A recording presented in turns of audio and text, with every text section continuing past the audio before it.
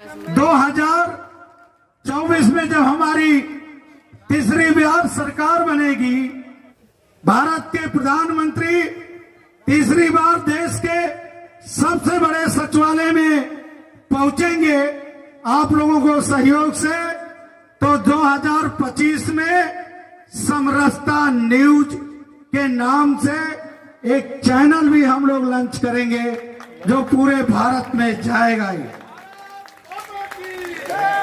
और हमने ये सब चलाने के लिए भाई साहब के ही आशीर्वाद मुझे मिलता रहता है।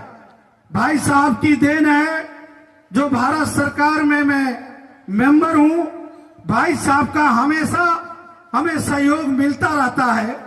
हाल में भारतीय बौद्ध संघ 20 फरवरी को दिल्ली के ताल कटोरा स्टेडियम में एक बहुत बड़ा कार्यक्रम करने जा रहा है।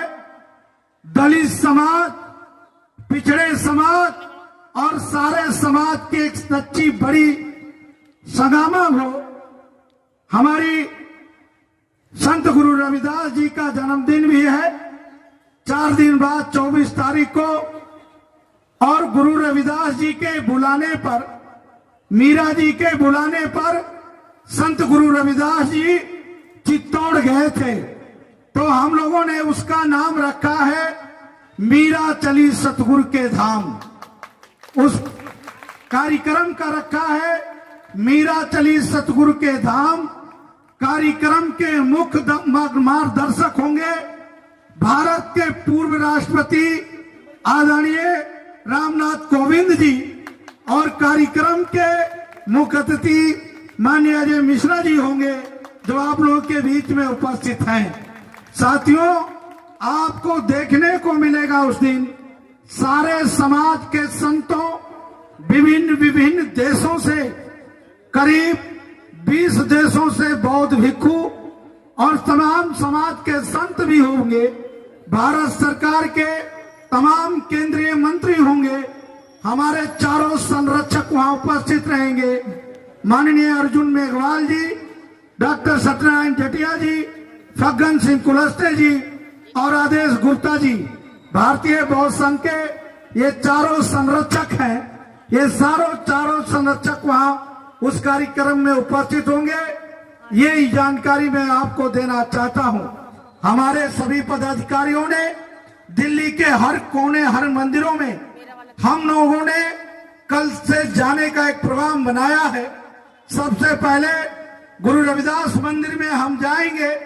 वहां के संत और वहां के चेयरमैन को शाम को हम लोग एक निमंत्रण भेंट करेंगे। इसी तरह से जितने बौद्ध विहार हैं, जितने रविदास मंदिर हैं, महर्षि वाल्मीकि मंदिर है, कबीर मंदिर है, और जितने हमारे सनातन मंदिर हैं, सभी मंदिर उपस्थित होंगे। हमारे कार्यक्रम में संघ के बहुत सारे नेता भी उपस्थित होंगे।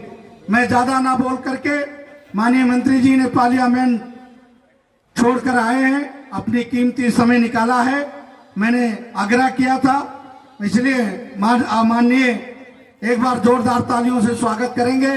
भारत माता की, भारत माता की, भारत माता की।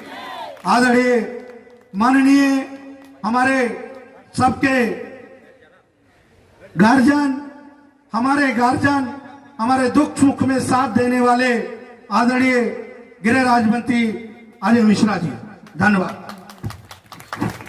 कार्यालय के शुभारंभ के इस कार्यक्रम की अध्यक्षता कर रहे भारतीय बौद्ध संघ के सम्मानित अध्यक्ष भंते संघ प्रिय राहुल जी, कार्यक्रम में उपस्थित भंते वीनाशील जी, श्री आर जोशी जी, अभी राहुल जी ने जिनका जिक्र किया, ऐसे श्री अशोक कपूर जी, कानपुर से पधारे बाल योगी अरुणचंद पुरी जी, आए हुए सभी सम्मानित अतिथिगण, भाइयों बहनों और पत्रकार मित्रों, जैसे भी राहुल जी ने आपको बताया अपने उद्बोधन में कि उन्होंने कैसे पत्रिका का प्रारंभ किया, और कैसे उसका विस्तार किया।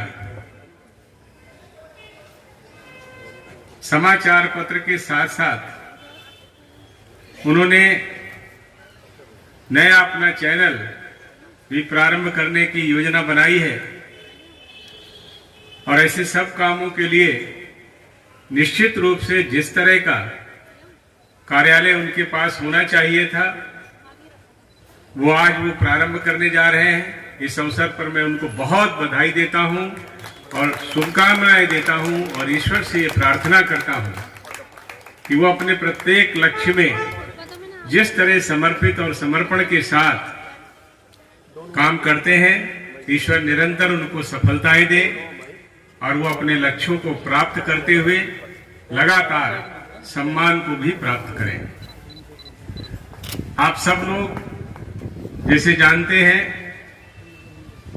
और चर्चा भी बहुत सारे लोगों ने अपनी बातचीत में की है कि राहुल जी निरंतर समाज में समरसता रहे, समाज के सभी वर्गों के साथ न्याय हो, सब लोग मिलजुल करके रहें, समाज आगे बढ़े, ऐसी सारी कल्पनाएं और लक्ष्य जब ये देश आजाद हुआ था उस समय हमारे संविधान निर्माताओं ने की थी। डॉक्टर भीमराव अंबेडकर साहब ने संविधान का निर्माण करते हुए उसके अनुच्छेदों में, उसके आर्टिकल्स में ये देश कैसे आगे बढ़े, देश के सब लोगों को किस तरह से समान अवसर मिले, सबको अभिव्यक्ति की स्वतंत्रता हो, शिक्षा और अन्य जरूरतें उनकी पूरी हो, उस दृष्टि से उन्होंने बहुत सुंदर संविधान का निर्माण किया था। देश के लोगों का ये विश्वास था, उम्मीद थी कि देश संविधान के रास्ते पर चलेगा तो निश्चित रूप से लोगों के जीवन में सकारात्मक परिवर्तन आएंगे, लोगों का जीवन अच्छा होगा। लेकिन मैं आलोचना की दृष्टि से नहीं कह रहा, जो तथ्य है वो ये है कि उस दौरान आजादी के बाद जो सरकार इस देश में आई, उस सरकार के पास इस देश के संविधान और देश की संस्कृति, देश की परंपरा, देश के इतिहास, देश के ज्ञान, देश की शिक्षा, इन सब को साथ लेकर के आगे बढ़ने का कोई कार्यक्रम नहीं था। परिणाम स्वरूप ये देश जहां पर पहुंचना चाहिए था, जितनी प्रगति होनी चाहिए थी, लोगों के जीवन में जो बदलाव आने चाहिए थे, वो नहीं आ रहे थे। उसी समय राष्ट्रीय स्वयंसेवक संघ ने एक राजनीतिक दल जो इस देश को भारत की परंपराओं और भारत के लोगों की इच्छा के अनुरूप आगे बढ़ा सके का निर्माण करने का सोचा, योजना बनाई और भारतीय जनसंघ के रूप में एक राजनीतिक दल बनाया। राष्ट्रीय स्वयंसेवक संघ के द्वारा बनाया गया ये राजनीतिक दल आज भारतीय जनता पार्टी के रूप में आपके सामने है। इस दल के निर्माण के समय जो दर्शन उस दौरान हमारे नेताओं ने दिया था, पंडित दीनदयाल उपाध्याय जी ने जो दर्शन दिया, वो पूरी तरह से डॉक्टर भीमराव अंबेडकर जी द्वारा संविधान में दिखाए गए रास्तों के साथ साथ पूरे जीवन में उन्होंने जिस तरह से लोगों के भले के लिए काम किए थे, लोगों के जीवन में अच्छे बदलाव के लिए काम किए थे, वो सारे सिद्धांत, सारे लक्ष्य पंडित दीनदयाल उपाध्याय जी ने भारतीय जनसंघ और आज वो भारतीय जनता पार्टी में है, उन्हीं के आधार पर इस राजनीतिक दल को बनाया था। मैं हमारे यहां पर उपस्थित राहुल भंते और उनके सभी साथी यहाँ पधारे हुए श्री मीनाशील जी,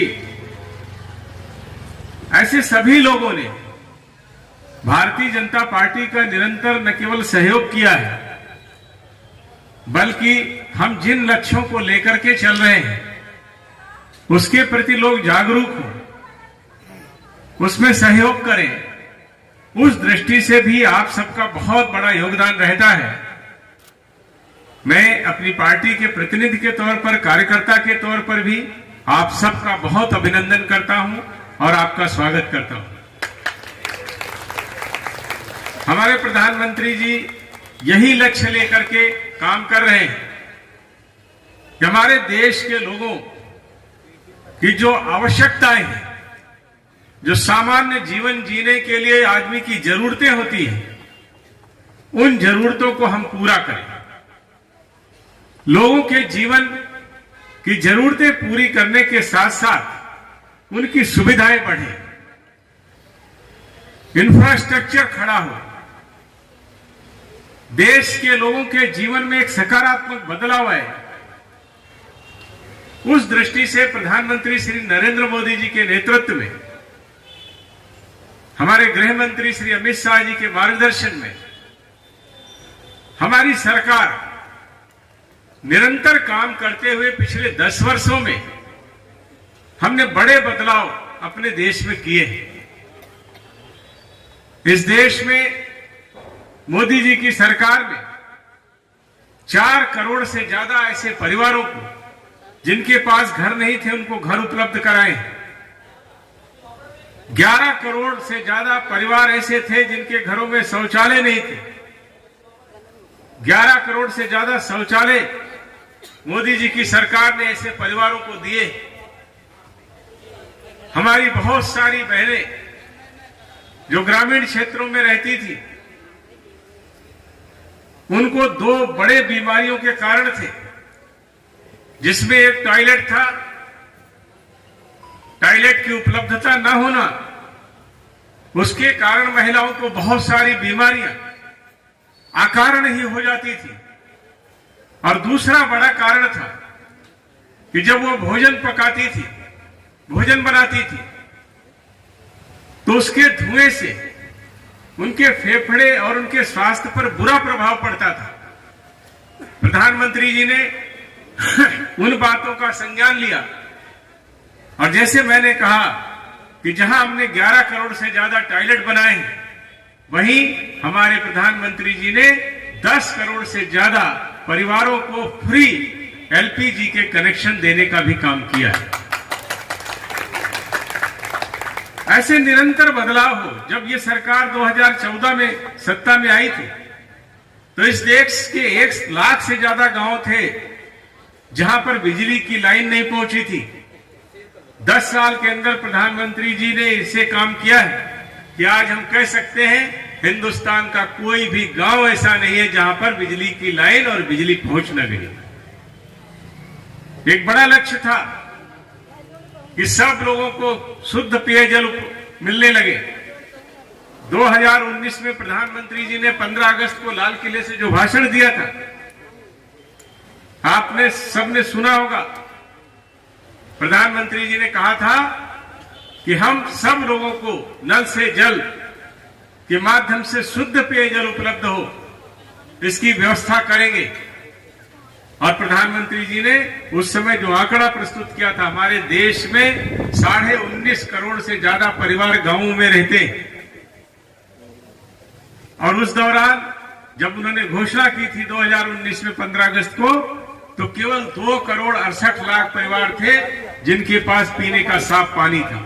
आज 13 करोड़ से ज्यादा परिवारों के पास शुद्ध पेयजल पहुंचाने का काम मोदी जी की सरकार ने किया है। ऐसे अनेकों बदलाव पिछले 10 वर्षों में आपके जीवन में आए। अच्छी रेलें आई हैं, अच्छी सड़कें आई हैं, एयरपोर्टों की संख्या बढ़ी है, मेडिकल कॉलेज बढ़े हैं, एम्स बढ़े हैं, शिक्षा और स्वास्थ्य में गुणवत्ता बढ़ी है। गरीब परिवार जिनके लिए किसी बीमारी से लड़ना और उसका इलाज कराना एक चुनौती होती थी, दुनिया की सबसे बड़ी स्वास्थ्य बीमा योजना आयुष्मान भारत चला करके प्रधानमंत्री जी ने 50 करोड़ से ज्यादा लोगों को 5 लाख रुपए तक का 1 वर्ष में फ्री इलाज कराने की सुविधा भी हमारे प्रधानमंत्री ने उपलब्ध कराई। सामाजिक सद्भाव बना रहे, समरसता बनी रहे, इसी लक्ष्य को लेकर के आप सब भी काम कर रहे हैं। जैसे उन्होंने कहा कि अभी 20 तारीख को संत शिरोमणि श्री गुरु रविदास जी की जयंती पर वो जो कार्यक्रम कर रहे हैं उसके 2 बड़े विषय उन्होंने रखे हैं, सामाजिक समरसता और महिला सशक्तिकरण। प्रधानमंत्री भी कहते हैं कि हमारा देश तभी आगे बढ़ेगा, तभी विकसित होगा जब हमारे देश की महिलाएं सशक्त होंगी। प्रधानमंत्री कहते हैं कि महिलाओं का सशक्तिकरण या महिलाओं के नेतृत्व में देश का विकास करना है, और इस दृष्टि से महिलाओं का सशक्तिकरण हो, महिलाएं ताकतवर हो, तो प्रधानमंत्री जी ने उसको एक योजना के द्वारा नहीं किया है। महिलाओं का सर्वांगीण विकास हो, उस दृष्टि से प्रधानमंत्री जी ने महिलाओं के पोषण से लेकर के गर्भावस्था के समय में उनकी कैसी देखभाल हो, कैसा टीकाकरण हो, जिससे आने वाले बच्चे भविष्य में राष्ट्र के निर्माण के लिए एक स्वस्थ नागरिक के रूप में अपना योगदान कर सके, उनके खाने पीने भोजन की चिंता हो, निरंतर जांच हो, संस्थागत प्रसव हो, बच्चे का टीकाकरण हो, मां का टीकाकरण हो, शिशु मृत्यु दर और मां मृत्यु दर दोनों को रोकने का काम हो, उसको कम किया जाए। ऐसी निरंतर प्रयासों के साथ साथ महिलाएं शिक्षित हो, महिलाओं के हाथ में रोजगार हो, पैसा हो, महिलाओं का सम्मान घर से लेकर के समाज तक हो। उन्होंने प्रत्येक योजना में महिलाओं को आगे रखा है, महिलाओं को अग्रणी किया है, और आज हम बहुत गर्व के साथ ये कह सकते हैं कि हमारी घर, मकान, शौचालय, उज्ज्वला गैस, आयुष्मान भारत, कोई भी योजना हो, हर योजना में महिलाओं को प्राथमिकता देने का काम हमारी सरकार ने किया है, और महिलाएं आज सशक्त भी हुई। 9 करोड़ से ज्यादा ऐसे स्वयं सहायता समूह के माध्यम से महिलाएं आज अपनी आमदनी, अपना रोजगार स्वयं कर रही हैं, और परिणाम स्वरूप आज महिलाएं आर्थिक रूप से भी ताकतवर हुई हैं। एक समय था जब महिलाओं ने बैंक का मुंह नहीं देखा था, ऐसी हमारे देश में 80% महिलाएं थी। जनधन के माध्यम से 50 करोड़ से ज्यादा जो अकाउंट बैंक में खोले गए, उसमें 80% अकाउंट केवल महिलाओं के।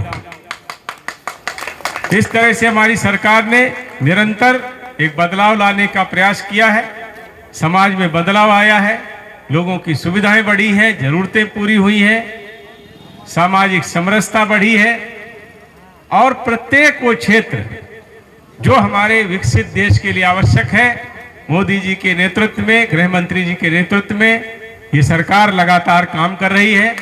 आप सब जिस तरह से सहयोग कर रहे हैं, मैं इसी अपेक्षा के साथ कि आप सब इसी तरह का सहयोग भारतीय जनता पार्टी और हमारी सरकार के साथ करते रहेंगे। मैं पार्टी का भी कार्यकर्ता हूं, जनप्रतिनिधि भी हूं, और सरकार का भी प्रतिनिधि हूं। आपको ये विश्वास और भरोसा दिलाता हूं, आप इसी तरह से हमारी सरकार, हमारी पार्टी और हमारे नेतृत्व के साथ खड़े रहिए। हमने जो विकसित भारत का संकल्प लिया है उसको हम पूरा करेंगे, और ईमानदारी से आपके जीवन में लगातार सकारात्मक बदलाव आए, आपका जीवन अच्छा हो, समाज में समरसता हो, सभी वर्ग सशक्त हो, इस दृष्टि से हम निरंतर काम करेंगे। आप सबने यहाँ बुलाकर सम्मान दिया, उसके लिए आपका आभार, बहुत बहुत धन्यवाद।